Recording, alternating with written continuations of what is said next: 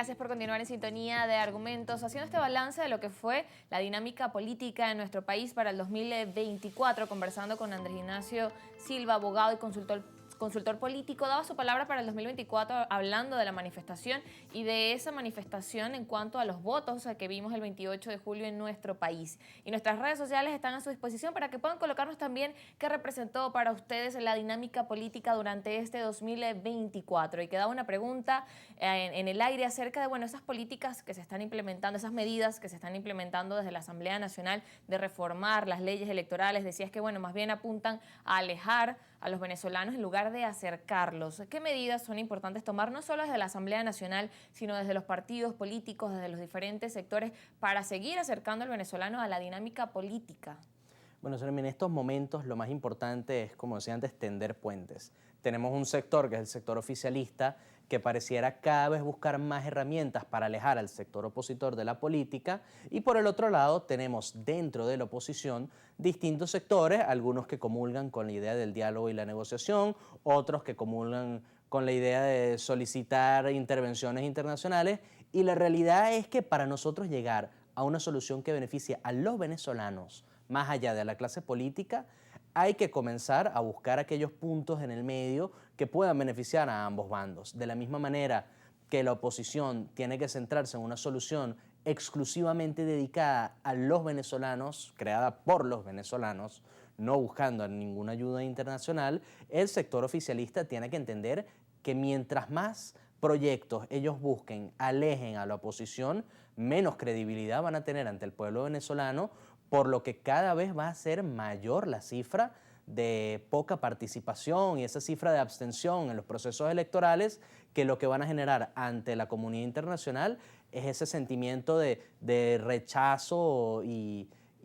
como si fuéramos un país ermitaño prácticamente, por ellos no estar facilitando que exista una sinergia o una convivencia política en el país. Ahora, ¿qué hace falta para tender esos puentes? Porque realmente, como lo mencionas, es lo que se requiere para avanzar, pero muchas veces ese tender puente parece que es un puente muy extenso y que está difícil de que realmente logre llegar. Es decir, lo primero que hace falta es designar quiénes son las cabezas de este proceso realmente. Sabemos quiénes fueron las caras del proceso del 28 de julio, tenemos al presidente electo para el próximo periodo, Nicolás Maduro, y tenemos a Edmundo González Urrutia, quien fue el otro candidato durante estas elecciones, que está en estos momentos en una situación de disputa, también en el exilio, en el exterior. Está recorriendo el mundo, demostrando lo que para ellos fue el proceso desde el punto de vista de la transparencia, y aquí para, en concreto, encontrar una de las herramientas que hay que tener para acercar a ambos bandos y llegar nuevamente a un proceso de diálogo, está en que el gobierno tiene que demostrar transparencia ante el proceso. En este momento, la clave de por qué el venezolano nuevamente pierde confianza en el proceso electoral está en el que el gobierno no les ha dado ni la más mínima ayuda para ellos decir, bueno, por lo menos se está haciendo esto. Es decir, ellos tienen que tomar el primer paso, que es demostrar transparencia en el proceso, demostrar claridad de qué es lo que sucedió, cuáles son los números que se llegaron a esta elección, qué pasó en cada mesa, todas estas cifras, y ya después la oposición tiene que ser quien tome cartas en el asunto para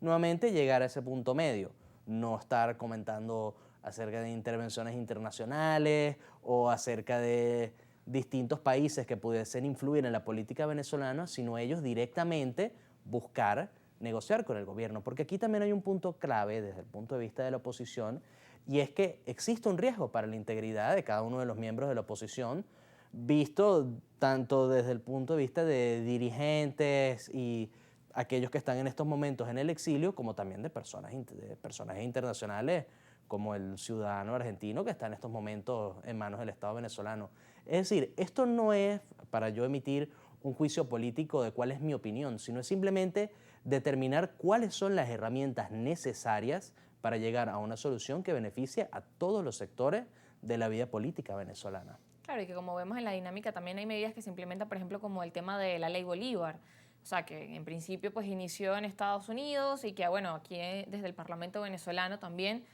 pues se aprobó este proyecto de ley de esta ley Bolívar, y que muchas personas han dicho, bueno, quizás no es la medida que promueve el tender un puente, sino más bien es una medida que parece como que ir en, bueno, esta es mi respuesta en negativo. Es así, mientras al mismo tiempo vemos con la ley Bolívar americana vemos con preocupación la posibilidad de que se vuelva una política de máxima presión a través de las sanciones, también debemos ver con preocupación una ley que no permita el libre ejercicio de la democracia y de la libertad de pensamiento de los actores políticos en el país. Hay que entender que mientras sí debe haber regulación en algunas áreas de las ONGs o de las organizaciones con fines políticos, tampoco podemos determinar qué es lo que pueden hacer y qué es lo que no pueden hacer al punto donde estas organizaciones no sientan la libertad de operar en Venezuela, porque se esté o no de acuerdo con ellas,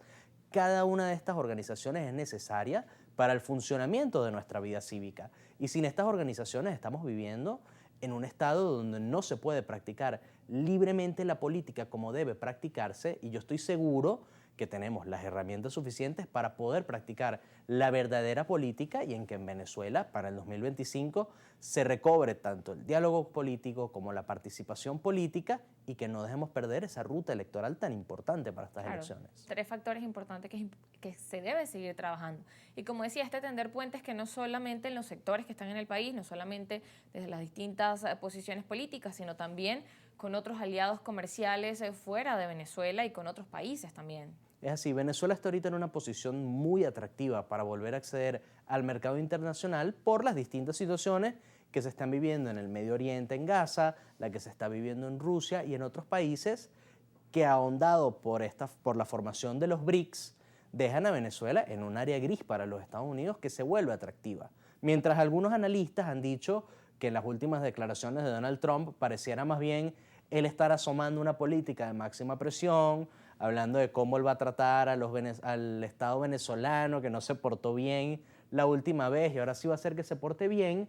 Yo más bien lo estoy viendo como una ventana abierta donde Donald Trump reconoce la necesidad de dialogar con el Estado venezolano, porque sin diálogo no va a haber una aceptación de los migrantes, no va a haber una aceptación de las nuevas políticas migratorias que Donald Trump va a imponer en los Estados Unidos, y si se cierran esos canales de comunicación, no solo vamos a tener una crisis económica aquí en Venezuela, como la que ya tenemos años subsistiendo, sino además va a tener los Estados Unidos una crisis migratoria de tal magnitud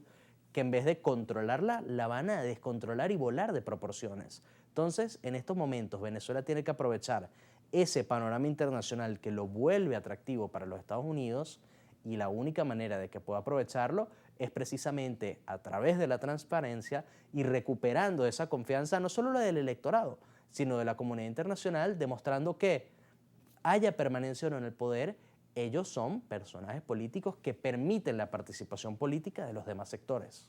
Y eso también incide mucho en cómo veríamos ese panorama para el 2025, esas preguntas de, bueno, ¿qué va a pasar el próximo año? ¿Cómo va a ser la dinámica? Y también entendiendo de que, bueno, Donald Trump y cada una de estas ideas van a comenzar desde el 20 de enero, cuando pues haga la toma de posesión. A partir de allí, bueno, comienzan las primeras medidas, y no solamente de él, sino de, bueno, también el grupo que lo va a acompañar en esta nueva administración. Es así, Donald Trump tiene una particularidad, y es que él tiene una personalidad muy imponente frente a aquellos que trabajan con él. Si nos basamos únicamente en quienes están contratados en la administración, Marco Rubio, posiblemente Ron DeSantis de ser sustituido Pete Hegseth y otros, parecieran haber indicios de que vamos a volver a una política de máxima presión. Pero tenemos también el ejemplo de John Bolton, el gran bombardero de los Estados Unidos, que no se le permitió soltar una bomba en 4 años. Es decir, si Donald Trump considera que Venezuela realmente puede brindarle un beneficio a los Estados Unidos, sea con el petróleo, sea con el gas, con el oro,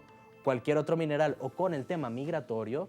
Donald Trump sabe que él tiene la suficiente fuerza para imponer su opinión y para tender esos puentes que no solo van a beneficiar a los Estados Unidos, sino estoy muy seguro que van a beneficiar a todos los venezolanos. Bien, parte entonces de esa perspectiva para el 2025, y que vamos a seguir hablando luego de la pausa. No se muevan, que ya venimos.